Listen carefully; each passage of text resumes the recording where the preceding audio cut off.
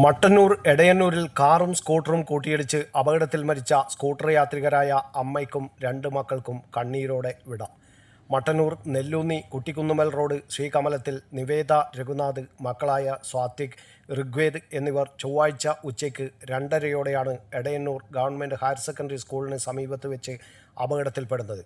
മട്ടന്നൂർ ഭാഗത്തേക്ക് പോവുകയായിരുന്ന സ്കൂട്ടറും കണ്ണൂർ ഭാഗത്തേക്ക് വരികയായിരുന്ന കാറും കൂട്ടിയിടിക്കുകയായിരുന്നു.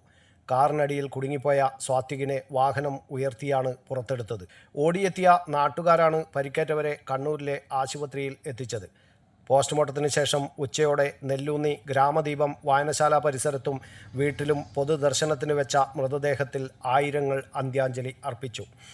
K Shailaja teacher MLA, KPCC secretary Chandran Thillankeri, Hindu Aikyavedi സംസ്ഥാന working president Valsan Thillankeri, Mattannur municipal chairman N. Shajith master, AKG സഹകരണ ആശുപത്രി പ്രസിഡന്റ് P. പുരുഷോത്തമൻ തുടങ്ങിയവർ അന്ത്യാഞ്ജലി അർപ്പിച്ചു. ഉച്ചയ്ക്ക് 2:30 മട്ടന്നൂർ പൊറോറ നിദ്രാലയത്തിൽ വൻ ജനാവലിയുടെ സാന്നിധ്യത്തിൽ മൃതദേഹങ്ങൾ സംസ്കരിച്ചു. കുറ്റ്യാട്ടൂർ മുച്ചിലോട്ട് ഭഗവതി ക്ഷേത്രോത്സവത്തിന് പോയ നിവേദയും കുട്ടികളും വീട്ടിലേക്ക് മടങ്ങുന്ന വഴിയാണ് അപകടത്തിൽപ്പെട്ടത്. News bureau, Kannur media.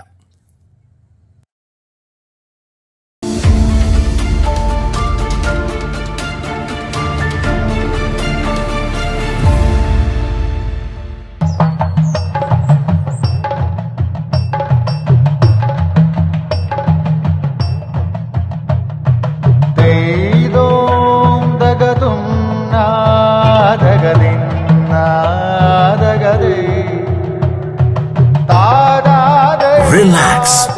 Redefine yourself.